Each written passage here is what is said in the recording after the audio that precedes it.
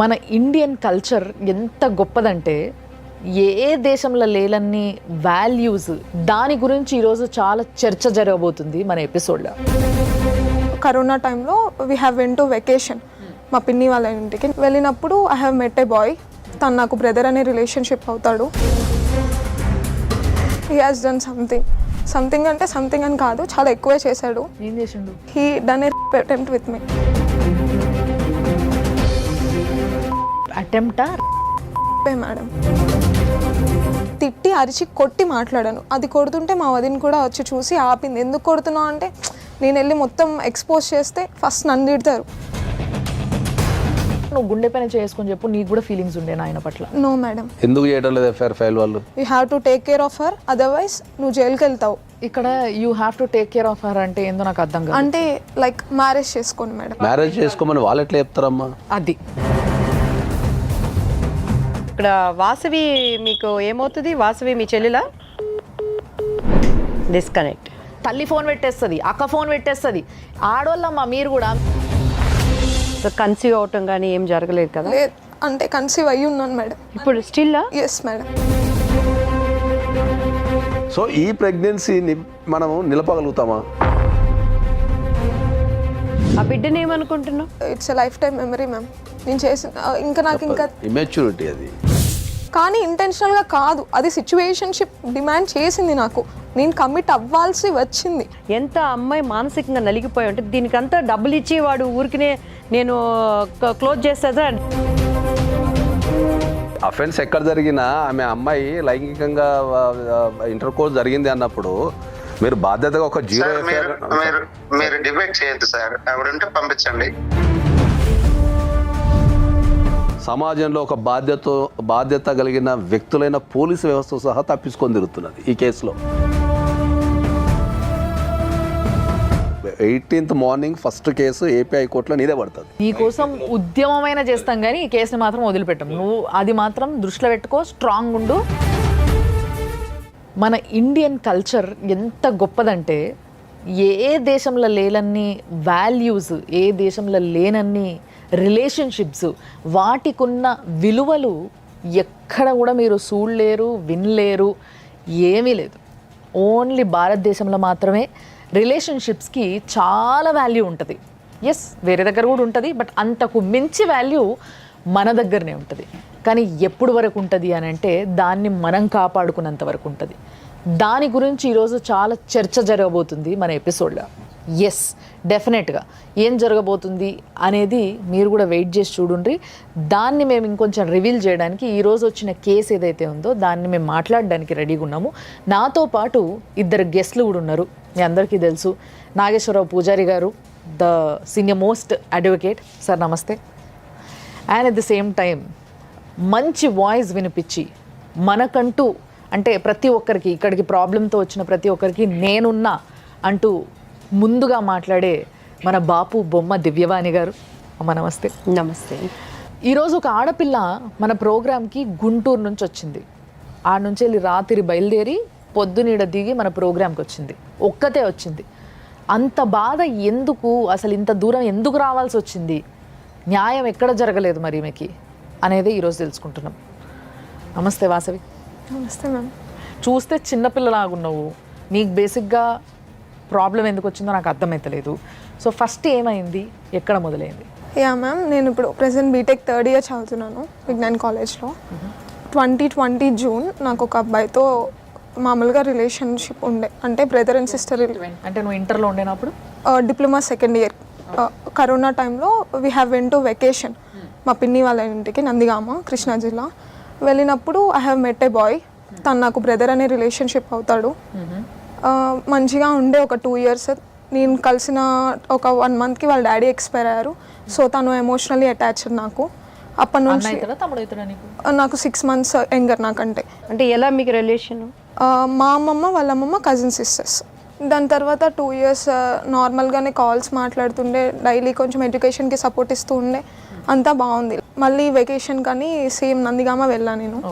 వెళ్తే ఒకసారి పైకి రా మాట్లాడదాము అంటే అప్పటికి మా పిన్ని వాళ్ళకి కొంచెం డిస్టర్బెన్సెస్ ఉండే.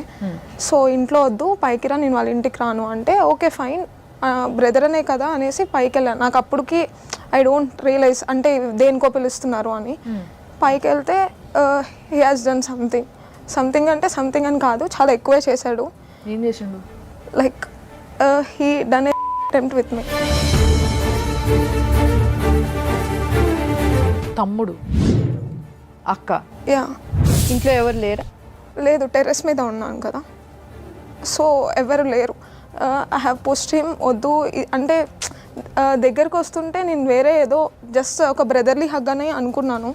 లేదు, ఇప్పటికే ఏదో అనుకుంటున్నారు, ఇది కాదు, మళ్ళీ ఎవరైనా చూస్తే అట్లీస్ట్ మాట్లాడడానికి కూడా ఉండదు అని నేను అరిచి చెప్పాను.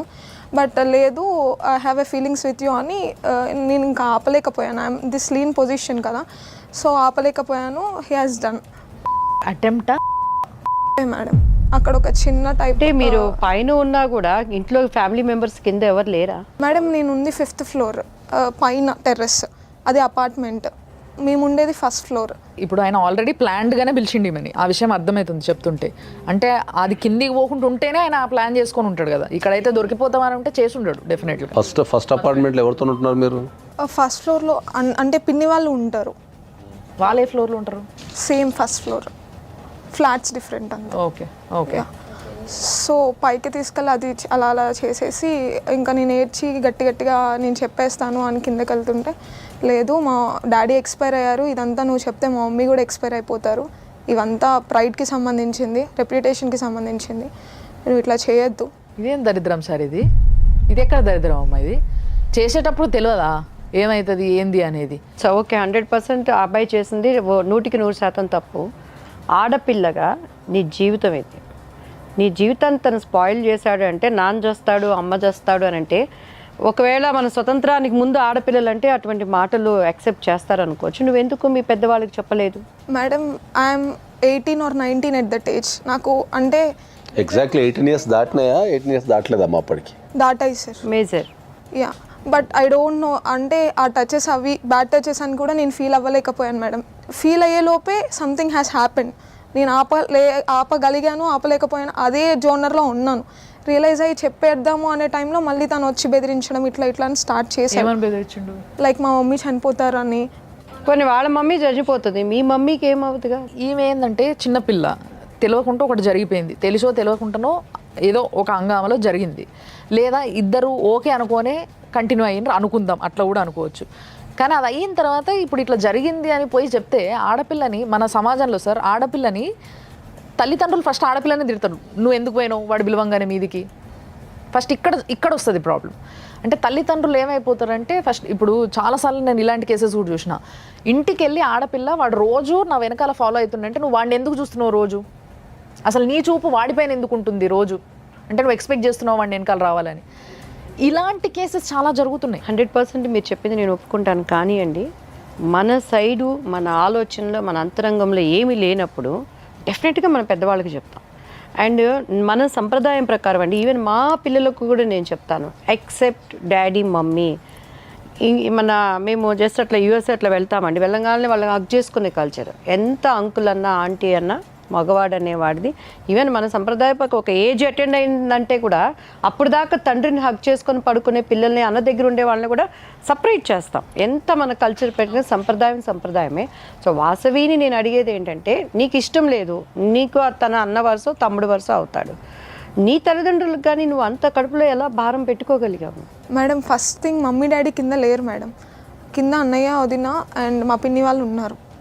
వెంటనే కిందకి వెళ్ళి నేను రియలైజ్ అయ్యి కొంచెం వాష్రూమ్లోకి వెళ్ళి ఏడ్చి మళ్ళీ మెసేజ్ చేసా తనకి, నేను I want to talk with you, నేను కొంచెం సీరియస్గా మాట్లాడాలి అంటే, లేదు నువ్వే ఇంటికి రా, అమ్మమ్మ ఒక్కళ్ళే ఉన్నారు, ఎవరేమన్నారులే రా అనేసి అన్నారు. సరే అని వాళ్ళ అమ్మమ్మ వాళ్ళ ఇంటికి వెళ్తే వాళ్ళ అమ్మమ్మ నా గురించి బ్యాడ్గా మాట్లాడడము, తిట్టడం స్టార్ట్ చేసింది. ఐ డోంట్ నో ఎందుకు అలా మాట్లాడింది ఏంటి అని. సరే అని బయట మాట్లాడింది, లైక్ తనతో ఎందుకు కాల్స్ చేస్తున్నావు, తను ఎందుకు డిస్టర్బ్ చేస్తున్నావు చదువుకుంటుంటే, అది ఇది అని మాట్లాడి. ఓకే ఆమె వేరే జోనర్లో ఉంది, ఆమెకి ఇదంతా తెలియదు కదా అనేసి నేనే బయటికి తీసుకొచ్చి బాల్కనీలో నుంచోబెట్టి తిట్టి అరిచి కొట్టి మాట్లాడాను. అది కొడుతుంటే మా వదిన కూడా వచ్చి చూసి ఆపింది. ఎందుకు కొడుతున్నావు అంటే, నేను వెళ్ళి మొత్తం ఎక్స్పోజ్ చేస్తే ఫస్ట్ నన్ను తిడతారు. అంటే అంతకుముందే నాకు చెప్పారు తనతో మాట్లాడొద్దు, అంటే సమ్ ఫ్యామిలీ డిస్ప్యూట్స్ వల్ల అనుకున్నాను. కానీ అడుగుతా చెప్పు, యా మేడం, నీకు ఆయనతో మాట్లాడొద్దని చెప్పడం జరిగింది. అవును మేడం. ఆయన సీక్రెట్గా నీతో మాట్లాడడానికి పైకి రమ్మన్నాడు. ఇదంతా వింటుంటేనే అర్థమవుతుంది ఏదో ఉంది, ఏదో జరుగుతుంది అని. సో ఏదో జరగబోతుంది అని. అంటే ఇప్పుడు నిజంగా నువ్వు గుండె పైన చేసుకొని చెప్పు, నీకు కూడా ఫీలింగ్స్ ఉండేనా ఆయన పట్ల? No madam. ఒకవేళ ఉండుంటే వాళ్ళ ఊరు వెళ్ళి మరి రాఖీ కట్టను కదా మేడం. నా ఓన్ బ్రదర్ని ఉంచుకొని తన తర్వాత పొజిషన్ ఇచ్చిన దాన్ని నేను. మీరు ఎంతమంది తోబుట్టువులు? ఒకటి మేడం. నీకు ఒక అన్నయ్య, తమ్ముడు మేడం. ఇప్పుడు మీ అబ్బాయికి మీరు రాఖీ కట్టారంటారు? యా 2 years నేను రాఖీ కట్టాను సార్. 2 years రాఖీ కట్టిన తర్వాత రాఖీ కట్టిన నెక్స్ట్ ఒక 1 monthకి ఇలా జరిగింది సార్. ఇది ఎక్కడ అన్యాయం సార్? ఇది ఇండానికే చాలా గలీజ్గా అనిపిస్తుంది.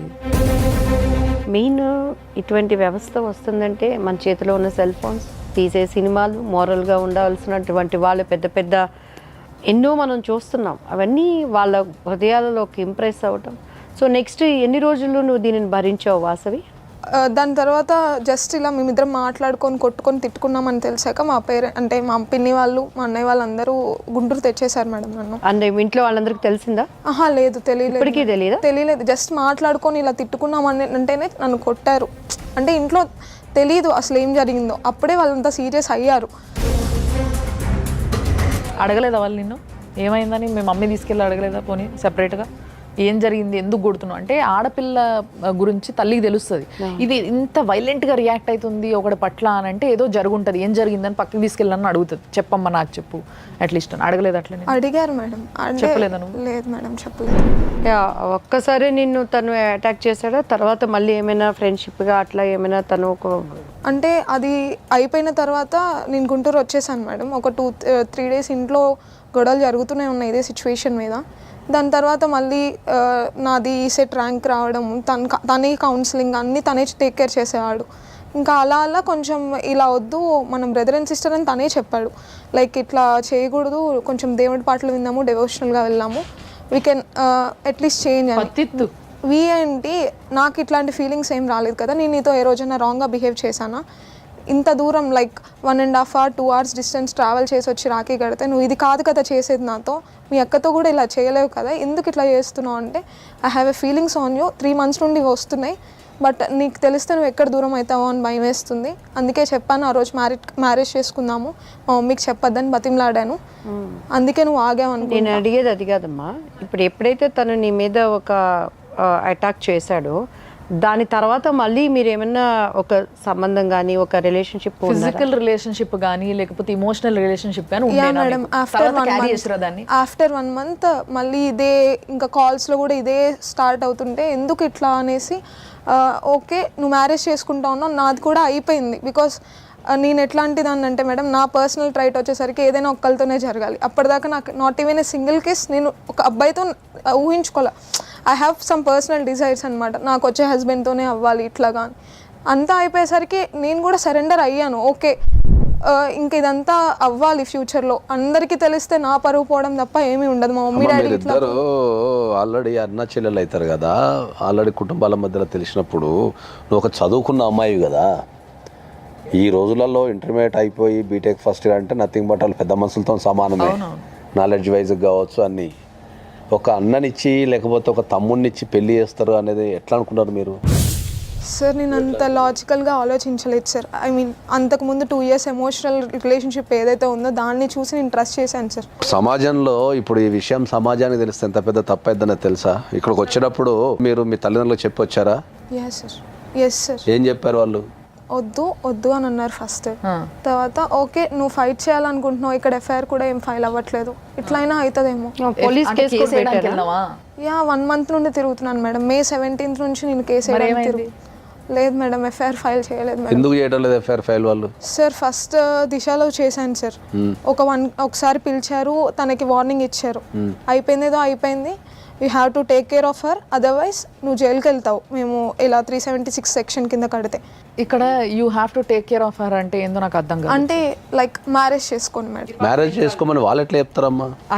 అదే సార్ మీ దగ్గర నుంచి నేను మ్యారేజ్ చేసుకొని చెప్పనీకి లేదు మనకు. ఎగ్జాక్ట్లీ. సో ఇది ఇప్పుడు నువ్వు వినాలి. ప్రపంచంలో ప్రతి దానికి ఒక రూల్ ఉంటుంది. మనం హిందూ మ్యారేజ్ యాక్ట్ ప్రకారం ఏంది అంటే కొన్ని రిలేషన్షిప్స్ని మనం మ్యారేజ్ చేసుకోనికి లేదు, మ్యారేజ్ అనేది ఎవరిని పడతాలని చేసుకోనికి లేదు. చట్టపరంగా కూడా తప్ప సార్? చట్టపరంగా 100% తప్పది. చట్టపరంగా 100% తప్పది. అయితే ఇక్కడ కేసు మనకు హిందూ మ్యారేజ్ యాక్ట్లో ఎవరిని పెళ్లి చేసుకోవాలి లేకపోతే ఎవరిని చేసుకోవద్దు అనేది మనకు దాన్ని ప్రొహిబిటెడ్ రిలేషన్షిప్స్ అంటారు. ఒకటి నాగేశ్వరరావు గారు, ఇప్పుడు సొంత బ్లడ్ రిలేషన్కి అది ఉంటుందా, అంటే వీళ్ళు బీరకాయ పీస్ రిలేషన్ నేను అనుకోవటం నాట్ సొంత. మన హిందూ మ్యారేజ్ యాక్ట్లో అట్లా అన్నికి రాదు. మన దగ్గర ఇప్పుడు గోత్రాలను ఎందుకు పెడతారు అంటే పూర్వకాలంలో సైంటిఫిక్గా ఐడెంటిఫై చేయడానికే గోత్రాలు ఉంటాయి. ఇప్పుడు హిందూ మ్యారేజ్ యాక్ట్లో ఎక్కడైనా సరే ఫస్ట్ ఒక పెళ్లి సంబంధం మాట్లాడేటప్పుడు ఫస్ట్ అడిగేది గోత్రమే. అబ్బాయి వాళ్ళ గోత్రమో అమ్మాయి వాళ్ళ గోత్రం ఏంది అంటారు. సేమ్ గోత్రం అయిందనుకో కథం, ఇంకా అక్కడ మళ్ళీ నెక్స్ట్ వెళ్ళరు ఎప్పుడు కూడా. అది ఫస్ట్ అడిగేది గోత్రం. దాన్ని సైంటిఫిక్గా వాళ్ళు ఆ రోజుల పూర్వకాలంలోనే ఇట్లాంటి ప్రొహిబిటెడ్ రిలేషన్షిప్స్ ఉంటాయి. వీళ్ళు మైగ్రేషన్ వెళ్ళిపోతుంటారు కదా, వెళ్ళిపోయిన తర్వాత ఎక్కడో కలిసి పెళ్లి చేసుకోవద్దంటే వాళ్ళకి ఐడెంటిఫికల్గా గోత్రం అది పెట్టారు. నాకు ఒక డౌట్ సార్, అంటే ఇక్కడ నాకు ఒకటి మనసులో బాగా గిచ్చుతుంది ఏంది అని అంటే, మీరు ఏదైతే ఇప్పుడు చట్టపరంగా ఈ రిలేషన్షిప్స్లో పెళ్ళిళ్ళు చేసుకోవడానికి లేదు అని ఎంత గట్టిగా అయితే చెప్పినరో, మనం ఎప్పుడు అనుకుంటాం చట్టం వేరు మారల్స్ వేరు, మన వాల్యూస్ వేరు. డెఫినెట్లీ ఆ వాల్యూస్ని మారల్స్ని దాటి ఇద్దరు కలిసి చీకట్లో చేయాల్సిన తప్పుని చేసేసిండ్రు. ఈ చేసిన తప్పుని సమర్థించడానికి లేదు. సమర్థిస్తే మనం మనసుల కింద గుర్తించవడం దాన్ని. ఎగ్జాక్ట్లీ. ఒక్కసారి ఇలాంటి తప్పు జరిగిన తర్వాత ఇప్పుడు మీరు చెప్పండి, చట్టాన్ని ఏ విధంగా వాళ్ళు ఓబే చేయగలుగుతారు?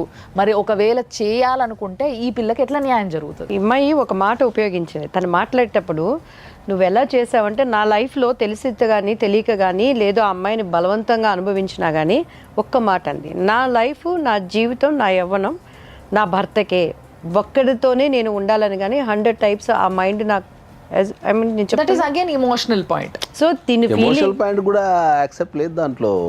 దీన్ని ఏ కోశాన మనం ఒక 1% సమర్థించినా మనం సమాజం పరంగా తప్పు చేసిన వాళ్ళమే అవుతాం 100%. ఆమె ఫీలింగ్స్ ఆమెకు చదువుకున్న వ్యక్తికి కనీసం ఇక కొద్దిగా తెలివి ఉండాలా. ఆ పిల్లోడికి కూడా ఉండాలి కదా. పిల్లగాంది 100% తప్పే, మనం కదంటలేము. పిల్లగాంది 100% తప్పే. ఎప్పుడైనా కూడా ఒక రిలేషన్షిప్లో జనరల్గా ఇప్పుడు ఒక 100 రిలేషన్షిప్స్ ఉన్నాయనుకుందాం, దాంట్లో 80% అబ్బాయిలతో తప్పు ఉంటుంది జనరల్గా. ఎందుకంటే ఎప్పుడైనా కూడా అబ్బాయే ఎక్కువ ట్రై చేస్తుంటాడు రిలేషన్షిప్లోకి ఎంటర్ కావడానికి. అబ్బాయిలు 80% ట్రై చేస్తారు, ఒక 20% అమ్మాయిల సైడ్ నుంచి ఉంటుంది. అది రకరకాల కారణాల వల్ల కావచ్చు, ఏదైనా కావచ్చు. కానీ ఏ కారణం ఏదైనా కూడా ఇక్కడ మనం ప్రధానంగా చర్చించేటప్పుడు ఏంటంటే ఈ రిలేషన్షిప్ అనేది ప్రొహిబిటెడ్ రిలేషన్షిప్. అది దాంట్లోకి వచ్చి ఇప్పుడు పోలీసు వాళ్ళు కంప్లైంట్ తీసుకుపోవడం అనేది అయితే ఆశ్చర్యకరమైన విషయం. అది ఇంకా వాళ్ళు కాల్ చేశారు. పెద్దలతో వెళ్ళావా కంప్లైంట్కి? యా మేడం, మా పేరెంట్స్, మా మమ్మీ వాళ్ళు, మా పెద్దమ్మలు, పెద్దనాళ్ళు అందరూ వచ్చారు. ఒకటి మీరు గుర్తుపెట్టుకోవాల్సిందంటే యూత్కి, మీరు రిలేషన్షిప్స్ పేరు మీద చాలా రిలేషన్షిప్స్ పేరు మీద ఇప్పుడు ఈ టెక్నాలజీ అందుబాటులో ఉండి ఈ రిలేషన్షిప్స్ పేరు మీద రకరకాలుగా మీరు వ్యవహారాలు నడిపి జీవితాన్ని చాలామంది ఖరాబ్ చేసుకుంటున్నారు. మీరు కనుక రేప్ కేసు పెడితే ఆయన జీవితాంతం జైల్లో ఉండాలి. ఒక చిన్న తప్పది. హలో, గాయత్రి గారా అండి? అవునండి. నమస్తే అండి, నేను సుమన్ టీవీ నుంచి ఫోన్ చేస్తున్నా. చెప్పండి మేడం. మీ అబ్బాయి రంగనాథ్ గారా? అవునండి. ఓకే, అయితే ఇక్కడ వాసవి మీ బిడ్డ వాసవి ఇక్కడ ఉంది ప్రోగ్రాంలో. సో యాక్చువల్గా జరిగిన ఇష్యూ అంతా మీకు తెలిసే ఉంటుంది, కొత్త ఎక్స్ప్లెయిన్ చేయాల్సిన అవసరం లేదేమో. ఆ అమ్మాయి, మీ అబ్బాయి ఈ అమ్మాయిని చేసిండు, అంటే మీకు వరుసకి బిడ్డైన వాసవిని చేసిండు. సో లైంగికంగా వేధించిండు, బలవంతం చేసిండు అని చెప్పేసి అమ్మాయి మా దగ్గరకు వచ్చింది. సో మరి యాక్చువల్గా అయితే వాళ్ళు చేసింది తప్పేనండి. డెఫినెట్గా ఇద్దరు పిల్లలు చాలా తప్పు చేసిండ్రు. ఎందుకంటే వాళ్ళిద్దరు వరుసకి అక్క తమ్ముళ్ళు అవుతారు. చట్టం కూడా ఒప్పుకోదు వాళ్ళు చేసిన తప్పుని. సో మరి వీళ్ళని ఏం చేద్దామంటారు, ఏందంటారు, ఎట్లా అంటారు? మీ అబ్బాయికి కొంచెం వాల్యూస్ ఏమైనా నేర్పినరా మీరు? మరి నేను మళ్ళీ కాల్ చేస్తాను మేడం, 10 నిమిషాలు. గాయత్రి గారు కట్ చేసేది. అబ్బాయికి వాల్యూస్ నేర్పియడంలో వెనకబడ్డ తల్లిదండ్రులు ఆఖరికి ఎదురుగా వాళ్ళు ఒక తప్పు బయటికి వచ్చి దాని గురించి డిస్కస్ చేసి సాల్వ్ చేద్దామని ఫోన్ చేసేటోళ్ళతో కూడా మాట్లాడడానికి రెడీగా లేరు. అంటే తల్లిదండ్రులు ఇంత గొప్పగా వాల్యూస్ నేర్పిస్తున్నారు అన్నట్టు పిల్లలకి. తల్లిదండ్రులు ఎప్పుడైనా సరే ఒక అలిగేషన్ వచ్చినప్పుడు పిల్లల మీద దాని మీద కులంకషంగా చర్చించాల్సిన బాధ్యత వాళ్ళకు ఉంటుంది. సో ఇప్పుడు ఇది ప్రపంచం మొత్తం తెలుస్తుంది కాబట్టి ఆమె ఎస్కేప్ అవుతుంది అక్కడ.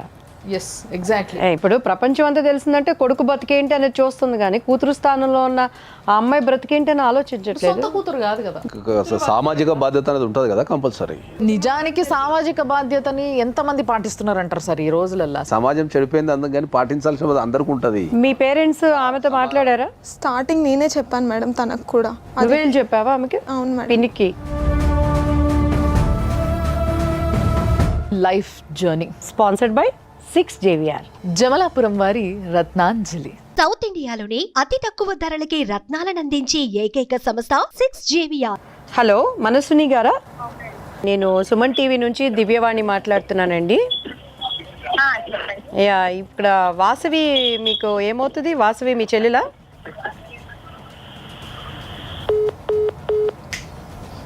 డిస్కనెక్ట్. అయ్యో, అసలు నిజంగా అబ్బాయి చేసిన తప్పుని మూసిపెట్టేది మళ్ళీ ఆడోళ్ళే. ఇది ఇంకో చండాలమైన పని. అసలు ఈడ్చి లాగి కొట్టి గిప్పదంతే మిగతా వాళ్ళందరూ సరిగ్గా లైన్లోకి రావాలి. ఆహా, అది వదిలేసి తల్లి ఫోన్ పెట్టేస్తుంది, అక్క ఫోన్ పెట్టేస్తుంది. ఆడోళ్ళమ్మ మీరు కూడా, మీ పైన కూడా ఇలాంటి అరాచకాలు జరిగితే తెలుస్తుంది ఆ నొప్పి ఎట్లుంటుందో, ఆ బాధ ఎట్లుంటుందో. ఇంత గలీజ్గా తయారైనారు సార్ అసలు నిజంగా. సార్ ఇప్పటికీ నాకు అసలు అర్థం కాని విషయం ఏంటంటే, చట్టం ఒప్పుకోదు, అట్లా పెళ్లి చేయడం కుదరదు అని చెప్పేసి అంటున్నారు. ఇప్పుడు ఈ పిల్లకి న్యాయం ఎట్లా జరగాలి ఫస్ట్ అది నాకు చెప్పండి. ఇమ్మీడియట్లీ మనం ఎఫ్ఐఆర్ బుక్ చేయాలా, ఆమె కంపల్సరీ ఎఫ్ఐఆర్ బుక్ చేయాలా. ఒక క్రైమ్ జరిగినప్పుడు పోలీస్ వాళ్ళు కంపల్సరీ ఎఫ్ఐఆర్ బుక్ చేసిన బాధ్యత ఉంటుంది. 3 సంవత్సరాల కంటే ఎక్కువ శిక్ష పడే అవకాశం ఉన్న దేంట్లోనైనా ఇమ్మీడియట్లీ ఎఫ్ఐఆర్ బుక్ చేయాలా. మనం చాలాసార్లు చెప్పినాం, మనం వితౌట్ ఎనీ ఎంక్వైరీ మనం చాలా సందర్భాలు చెప్పినాం. ఒక ఆడపిల్లకు గనక ఎక్కడైనా అన్యాయం జరిగినప్పుడు without any enquiry, without any place. ఇక్కడ ఇంకో దరిద్రం ఏంటంటే పోలీసు వాళ్ళకి కూడా తెలియదు వీళ్ళిద్దరికి పెళ్లి చేయడానికి ఎలిజిబిలిటీ ఉండదు, చట్టం ఒప్పుకోదని. అదే కదా చూడండి, అసలు పెళ్లి చేసుకోండి అని చెప్పినారంటే ఇంకా చాలా మందికి దూరం చుట్టాలు కదా, ఏం కాదు అని చేస్తుంటారు. కానీ ఇప్పుడు ఇంకా మొత్తం నా లైఫ్కి అంటే ఒక అమ్మాయికి ఏదెంత కెరీర్ లైఫ్ ఉన్నా కానీ మ్యారిటల్ లైఫ్ అనేది చాలా ఇంపార్టెంట్ మేడం. సో వాళ్ళ తాతగారు ఎవరైతే ఉన్నారో, రంగనాథ్ వాళ్ళ తాతగారు అండ్ వాళ్ళ రిలేటివ్స్ ఎవరైతే ఉన్నారో, మా క్యాస్ట్లో ఉన్న అన్ని సెక్షన్స్ ఆఫ్ పీపుల్కి ఆ అమ్మాయి మంచిది కాదు, అమ్మాయి మనీ కోసం చేసింది అని నా మీద వేరేవేవో చెప్తున్నారు మేడం. ఇఫ్ ఇన్ కేస్ నేను మనీ కోసమే చేస్తుంటే నాకు బావ వరుసో లేకపోతే ఇంకే వరుస అయి ఉన్న వాళ్ళతో నేను చేస్తుంటా, లైక్ ఇఫ్ ఇంటెన్షనల్లీ అయితే. కానీ ఇంటెన్షనల్గా కాదు, అది సిచ్యువేషన్షిప్ డిమాండ్ చేసింది నాకు, నేను కమిట్ అవ్వాల్సి వచ్చింది బికాస్ సిచ్యువేషన్ డిమాండ్స్. కానీ అలా కాకుండా మనీ కోసం చేసింది అంటే, ఒక మనీ అనేది ఇలాంటి క్యారెక్టర్ విషయంలోకి వస్తే అది చాలా పెద్ద మాట మేడం. ఇప్పుడు నాకు మనీ ఇచ్చో నా క్యారెక్టర్ని, నా వర్జినిటీని తీసుకురాలేరు మేడం ఎవరు. నీకు ఇప్పుడు అంటే ఏం అనుకోకమ్మా, సో కన్సీవ్ అవటం కానీ ఏం జరగలేదు కదా? లేదు, అంటే కన్సీవ్ అయ్యి ఉన్నాను మేడం ఇప్పుడు స్టిల్. ఎస్ మేడం, నేను 1 month నుంచి పోలీస్ స్టేషన్లో కూడా ఇదే మాట చెప్తున్నాను మేడం. ఎన్నో నెల? It's 3rd month madam. నేను రంగనాథ్కి కూడా చెప్పాను మేడం, వాళ్ళ మదర్కి చెప్తే అయితే ఏంటంట, ఏం చేయమంటావు మమ్మల్ని.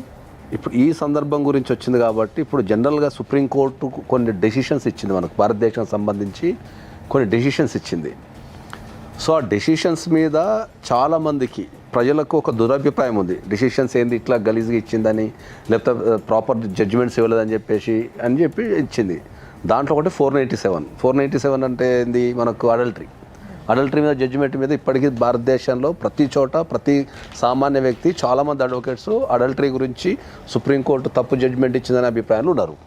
దానికి ఉదయం మనం పక్కన పెడితే సుప్రీంకోర్టు ఇచ్చిన one of the most beautiful judgment ఏముంది అంటే, అబార్షన్ గురించి any women can go to the hospital do the abortion. ఇంతకుముందు అబార్షన్ ఏముంటుండే అంటే, అబార్షన్ అనేది ఓన్లీ ఫర్ మ్యారీడ్ ఉమెన్ ఉంటుండే. అబార్షన్ అనేది ఓన్లీ ఫర్ మ్యారీడ్ ఉమెన్ ఉంటుండే, అది కూడా ఇంట్లో వాళ్ళు హస్బెండ్ అండ్ అదర్ థింగ్స్ సంతకం పెడితే ఉంటుండే. సో సుప్రీంకోర్టు దాన్ని రివ్యూ చేసి ఏం చేసింది అంటే, a unmarried women also go to the hospital and abortion చేసుకోవచ్చు అనేది సుప్రీంకోర్టు జడ్జిమెంట్ ఇచ్చింది. ఆ జడ్జిమెంట్ ఎవరికి అర్థం కాలేదు ఫస్ట్ ఆఫ్ ఆల్. ఓకే, ఆ జడ్జిమెంట్ ఎవరికి అర్థం కాలేదు. అదేంది అన్మ్యారీడ్ ఉమెన్ బై ఆమెకి మనం ఎట్లా అబార్షన్ చేస్తామనే దాని మీద ఉన్నది దానిపైన. ఇప్పుడు ఈ కేసులో ఈ కేసులో చూడండి మీరు, అన్న చెల్లెల్లో అక్క చెల్లెలో ఏదో వరుస అవుతారు, వరుసలో మనకు ఒక ఇంటర్ కోర్స్ జరిగింది, దాని నుంచి ఒక ప్రెగ్నెన్సీ వచ్చింది ఇప్పుడు. సో ఈ ప్రెగ్నెన్సీని మనము నిలపగలుగుతామా? నిలిపితే దేనికి దారి తీస్తుంది? అక్రమ సంబంధం, ఆ బిడ్డ పరిస్థితి ఏంటి? ఇప్పుడు ఏం చెప్పుకుంటారు? బిడ్డ పరిస్థితి ఏంటి? సుప్రీంకోర్టు ఇప్పుడు ఒకటి సార్, దేశంలో ఇట్లాంటి మహిళలు ఉన్నారు కాబట్టి ఈ జడ్జిమెంట్ ని తెచ్చారు దాన్ని. ఇప్పుడు ఒకటండి, ఇక్కడ ముఖ్యంగా ఆడపిల్లగా మానసిక పరిస్థితి, ఆ అమ్మాయి కన్నెత్వాన్ని కానీ తన సంసార జీవితం కానీ ఆ అమ్మాయి ఇంకొకరితో చేయలేదు. ఈ రంగనాథ్, నీకు సుమన్ టీవీ విధంగా చెప్తున్నాం, నీకు శిక్ష మామూలుగా ఉండదు. మీ తల్లిదండ్రులకు కానీ నీకు ఆ అమ్మాయికి జరిగిన అన్యాయానికి నీకు జరగబోయేది ఏంటనేది ట్రీట్మెంట్ మామూలుగా ఉండదు. సెకండ్ వన్ వచ్చి, ఇంతకుముందు అబార్షన్ అట్లా ఏమన్నా అయిందా? ఇప్పుడే మేడం కన్సీవ్. ఇప్పుడు పోలీసులు చూస్తే ఆ అమ్మాయికి వివాహం చేసుకోమని చెప్తున్నారు. లేదు, ఇదైతే చాలా దారుణం. పోలీసు వాళ్ళకు కన్సీవ్ అయినా అని చెప్పినా కూడా కేసు తీసుకోవడం అనేది అయితే అత్యంత దారుణం. ఎక్కడికి పోతే సార్ ఒక ఆడపిల్ల, ముఖ్యంగా పిల్లోడు తల్లి ఉంది, అసలు సిగ్గు శరం లాంటివి ఏమైనా ఉన్నాయమ్మా గాయత్రమ్మ? నీకు ఫోన్ ఎత్తి పెట్టేసిన ఇంత రెస్పాన్సిబిలిటీ లేదమ్మా? నీ బిడ్డ మీద గిట్లాంటి అఘాయిత్యం జరిగితే గిట్లనే మాట్లాడతావా నువ్వు? ఏమైనా తెలివి ఉన్నదా మాట్లాడేటందుకు? అయితే ఇప్పుడు ఏం చేయాలి? నా కొడుకు కడుపు వేస్తే నేను ఇప్పుడు ఏం చేయాలి? ఏం చేయాలనా చెప్పాలా నేను? కౌన్సిలింగ్ అనేది యూత్కి ఎవ్రీ డే కానీ ఎవ్రీ వీక్ కానీ స్పెషల్గా టైం తీసుకొని కౌన్సిలింగ్ అనేది ఇవ్వాలని చెప్తున్నాం మనం. ఇప్పుడు ఎవరు ఎంత బిజీగా ఉన్నా కూడా ఒక ఫ్యామిలీ మీటింగ్ అనేది వీక్లీ వన్స్ పెట్టుకొని ప్రవర్తన ఎట్లుంది, బిహేవియర్స్ ఎట్లున్నాయి, డెవలప్మెంట్స్ ఎట్లున్నాయి, ఇవన్నీ గమనించాల్సిన బాధ్యత తల్లిదండ్రులు. ఇప్పుడు అమ్మాయి కోర్టుకు వెళ్తుంది రేపు పూజారి గారు, ఆ అమ్మాయికి DNA టెస్ట్లు కానీ లేదు ఇప్పుడు ఇలా జరిగిన టెస్ట్ కానీ ఈజ్ ద ప్రూఫ్, ఆయన ఎవిడెన్స్ రావాలి కదా. ఒకటి చట్ట ప్రకారం ఇప్పుడు ఆ అమ్మాయి పెళ్లి చెల్లదని మీరు అంటున్నారు. ఇప్పుడు యాక్సెప్ట్ చేసి కానీ సరే దూరంగా ఉన్నారో అక్క చెల్లెల్లో ఏదో, ఇప్పుడు అమ్మాయి మనసు పరిస్థితి ఏంటి? రేపు ఇంకొకరికి తన శరీరాన్ని అప్పగించగలదా? ఈరోజు సుమన్ టీవీ ద్వారా అమ్మాయి బ్రతుకు ప్రపంచం మొత్తం చూస్తున్నప్పుడు తను ఏ దృక్పథంతో వచ్చిందంటే రేపు ఇటువంటివి ఇంకొకరికి జరగకూడదు, ఆ దోషికి శిక్ష పడాలి. సో ఇప్పుడు ఈ అమ్మాయి అబార్షన్ చేయించుకోవడానికి లేదు, ఆ బిడ్డకు తండ్రి ఎవరు అని చెప్పడానికి లేదు.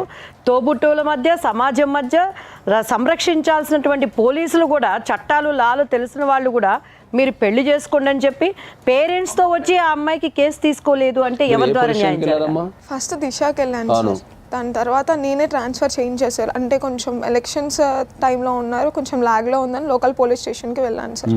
వెళ్తే వాళ్ళు పిలిచారు సార్, ఒక డే మొత్తం లాకప్లో ఉంచారు సార్. లాకప్లో ఉంచిన తర్వాత వాళ్ళ మమ్మీ వచ్చి రిక్వెస్ట్ చేశారు, నాకు ఒక 2 days కావాలి టైమ్, మేము పెద్దవాళ్ళతో మాట్లాడి వస్తామంటే ఓకే అని అనుకున్నాం. వెనస్డే వస్తామని చెప్పి వెనస్డే రాలేదు మేడం. ఏమన్నా కాల్ చేస్తే నాకు ఇలా చేజర్ల శివ అని ఒక ఆయన ఉన్నారు, ఆయన అండ ఉంది, పోలీసులతో మేము మాట్లాడుకుంటాం. మా రిలేటివ్ సార్. ఏం చేస్తారు ఆయన సమాజంలో? ఏం చేస్తారు? ఏం జాబ్ చేస్తారా, బిజినెస్ చేస్తారా, పొలిటీషియనా?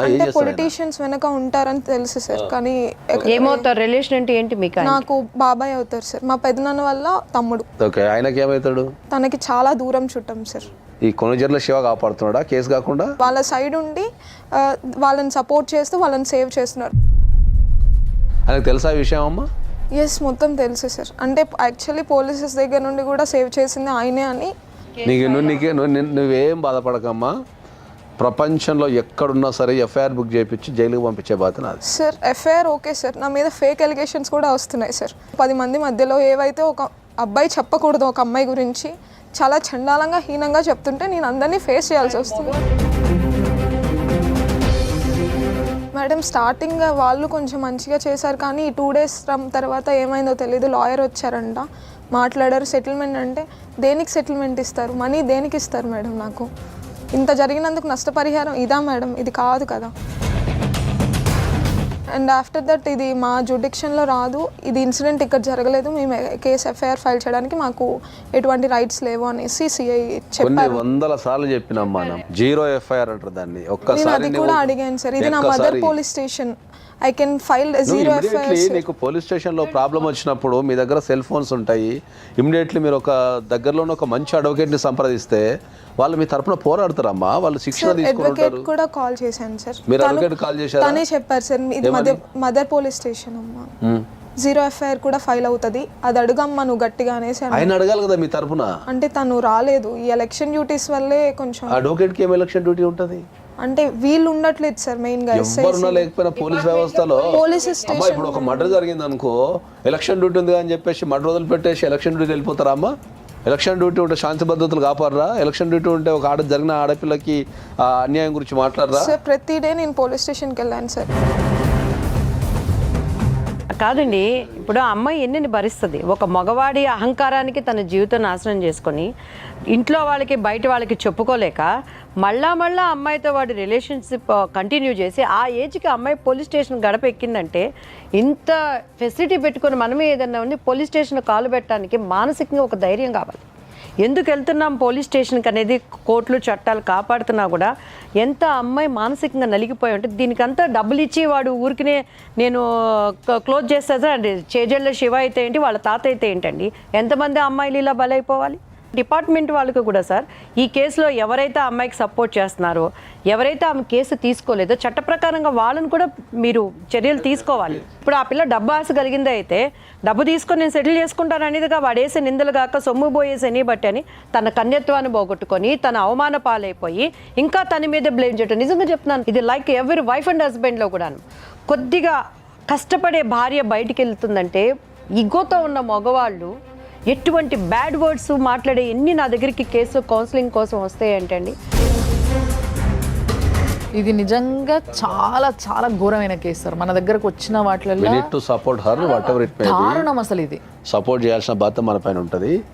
మీరు ఇప్పుడు అది బిఫోర్ ఏదైతే మీరు ఇంటర్ కోర్స్ ఫస్ట్ టైం జరిగిందో దానికంటే ముందు మీ మధ్యలో చాటింగ్లో ఏమైనా అసభ్యకరమైన మెసేజ్లు ఏమైనా ఉన్నాయమ్మా? దానికి ముందు ఏం లేదు సార్, దాని తర్వాతే ఉన్నాయి సార్. ఇప్పుడు ఈ కాన్వర్సేషన్ రికార్డ్ ఉందా తను మాట్లాడింది? ఎప్పుడైనా మాట్లాడినాయి కానీ వాయిస్ చాట్స్ కానీ? అంటే తెలియదు కదా మేడం, ఇలా చీట్ చేస్తారు ఇలా రికార్డింగ్స్. నేను ఒకటి అడుగుతాను వాసవి, ఎస్ నువ్వు కన్సీవ్ అయ్యి గర్భం వచ్చే వరకు తనతో ఒక్కసారి తప్పు జరిగింది, సెకండ్ టైం థర్డ్ టైం మోసపడ్డావు అన్నది చేసా అంటే నీ ఉద్దేశం ఏంటి? తనని పెళ్లి చేసుకోవాలని ఉండిందా? అవును మేడం. అంటే వీళ్ళకి లాలు చట్టాలు తెలియదు కదా సార్. లాలు చట్టాల కంటే అదే మనకు సరైన గైడ్లైన్స్ ఇచ్చే వ్యక్తులు ఎవరు లేరు జీవితంలో.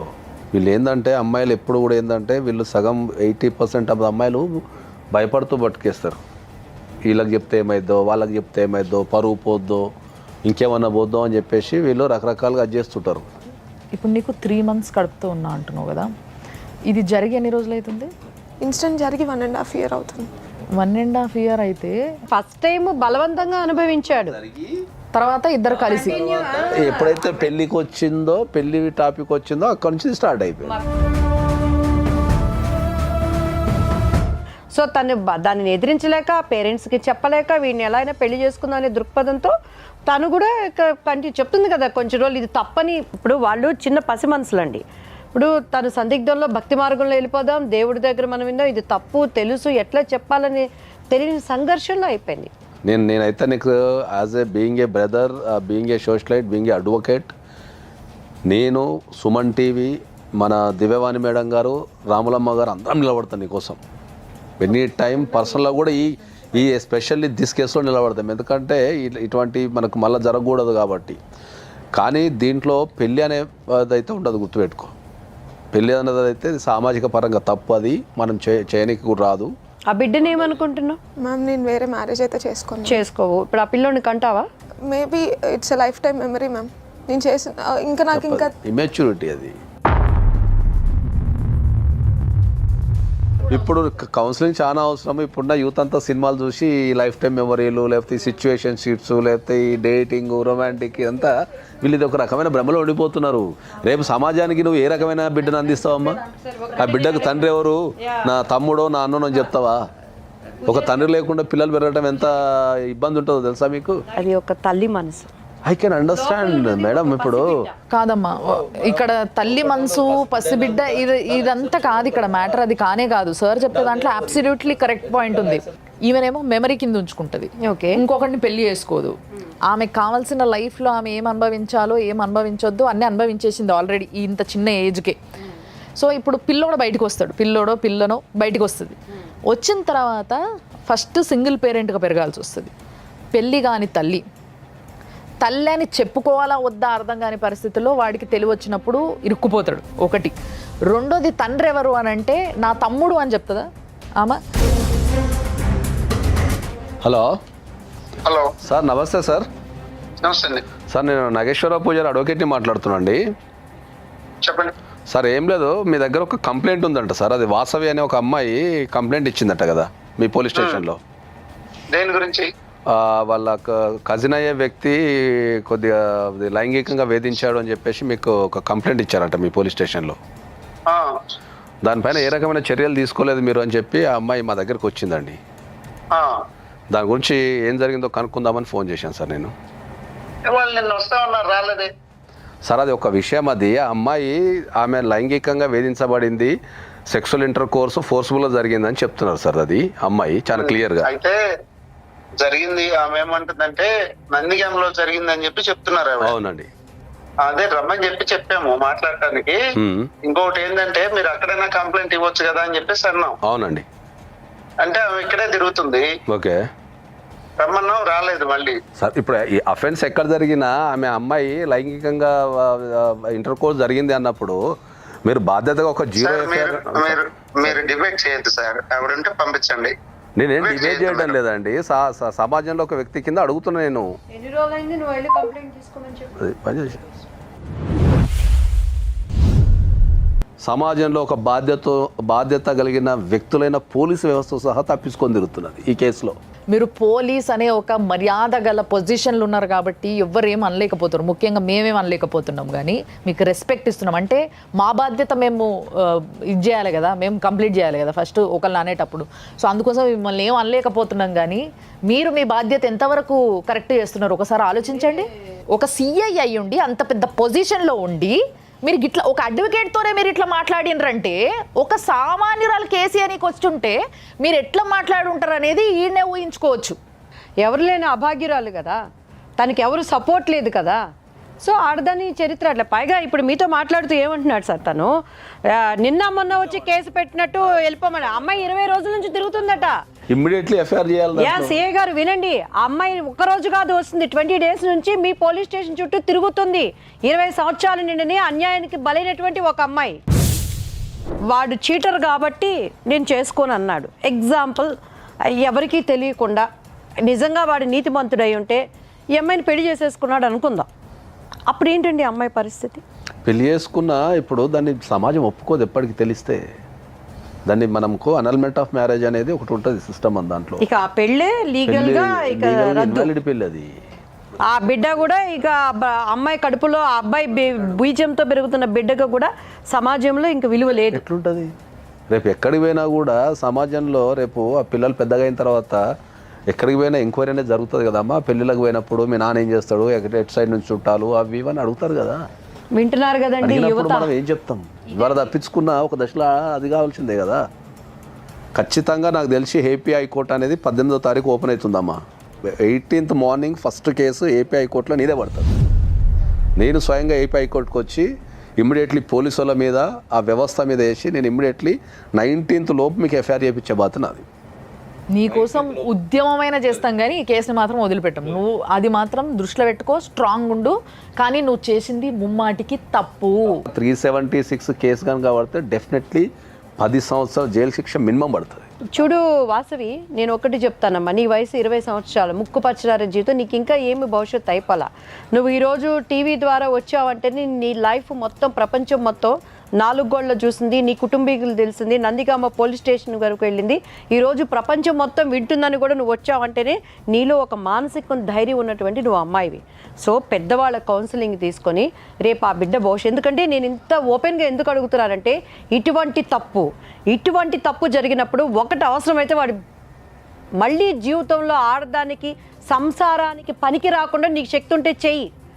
ఆ తర్వాత జరిగేదేంటో నీ వెనకాల పెద్దోళ్ళు చూసుకుంటారు. లేదు నిన్ను పెంచి పోషించి రక్త మాంసాలు ఇచ్చే నీ పేరెంట్స్కి నీకు ఇష్టం లేక జరిగినప్పుడు డెఫినెట్గా నువ్వు చెప్పాల్సిన బాధ్యత నీది. నిన్ను గుండెల్లో పెట్టుకుంటారు. లేదు దాన్ని కంటిన్యూ అవ్వకుండా ఒక పసిబిడ్డ ప్రాణం చేసి తీసేటువంటి హక్కు ఈ భూప్రపంచంలో ఎవరికీ లేదు. ఆ పాపం ఎప్పుడు కూడా చట్టాలు కోర్టులు ఇక్కడ ఉంటాయి, కానీ హెవెన్లీ కోర్టు అనేది ఒకటి ఉంటుంది. దాని ముందు ఎప్పుడు మనం దోషులుగా నిలబడతాం. కానీ ఈ ఎపిసోడ్లో ఎంతమంది ఇన్వాల్వ్మెంట్ ఉన్నారో అంతమంది తప్పించుకునే తిరుగుతున్నారు, ఇంక్లూడింగ్ పోలీస్. అది చాలా చండాలమైన విషయం. అది సమస్య మీద ప్రతి ఒక్కరికి అవగాహన ఉంది. ఆ సమస్య నుంచి ఎట్లా తప్పించుకుందామనే ఆలోచనలో ఉన్నారు తప్ప ఒక జరిగిన వాస్తవాన్ని దాన్ని ఎట్లా సరిదిద్దాలా, ఎట్లా దాన్ని చేయాలనే కనీస అవగాహన కూడా లేదు. ఇప్పుడు దీనిని బయటకు వచ్చింది కాబట్టి ఇంకొక 100 మంది రంగనాథులు, ఇంకొక 10,000 మంది రంగనాథులు రాకుండా దీనికి డెఫినెట్గా కొత్త గవర్నమెంట్లో ఫస్ట్ కేసుగా ఒక అభాగ్యురాలికి న్యాయం జరిగే విధంగా మాత్రం సుమన్ టీవీ తరపున నేనైతే గెట్ రెడీ అండి. సార్, సో దీంట్లో మనం ఎట్టి పరిస్థితి మనం ముగ్గురం కలిసి మేము ముగ్గురం కలిసి మీకు మాటిస్తున్నాం అందరికీ, అంటే మీ అందరి సాక్షాత్తు, అంటే మీ అందరి ప్రజెంట్స్లా ఈ పిల్లకి మాటిస్తున్నాం ఏంది అని అంటే న్యాయం చేస్తాము అనేది కాదు. ఇక్కడ ఆల్రెడీ ఆమె అన్యాయం అయిపోయింది అండ్ ఇంకోటి తన తప్పు ఉంది. ఈ విషయం కూడా మనం మాట్లాడాలి. ఎందుకంటే చాలామంది ప్రేక్షకులు తర్వాత పిల్ల తప్పు లేదా, పిల్ల తప్పు ముమ్మాటికి ఉంది. మనము ప్రోగ్రాంలో ఎప్పుడు కూడా వచ్చిన వ్యక్తిని సపోర్ట్ చేస్తే ఎప్పుడు మాట్లాడిన సందర్భాలు ఏం లేవు. న్యాయం అడుగుతున్నాం. మనము వచ్చిన వాళ్ళైనా తప్పు చేస్తే నిరభ్యంతరంగా మనం తప్పు చేస్తున్నామని చెప్తున్నాం. మనం దాన్ని ఇద్దరు తప్పు ఉంటే ఇద్దరికి తప్పు ఉందని చెప్తున్నాం. ఇక్కడ ఉన్నది మనం న్యాయం చేస్తానికే తప్ప మనం ఎవరినో సపోర్ట్ చేస్తానికి లేము ఇక్కడ. సో డెఫినెట్గా ఈ కేసు పైన మనము ఎక్కడి వరకైనా వెళ్ళడానికి రెడీ అవ్వాలి సార్, అంతే. సో మేమందరము రెడీ. నువ్వు రెడీయా? Yes ma'am, I'm ready. And finally నేను చెప్పాలనుకుంటున్న మాట, నేను నిజంగా చెప్తున్నా, చాలా అంటే చాలా తలకాయ ఖరాబ్ అయింది నాకు ఇవాళ విన్న తర్వాత.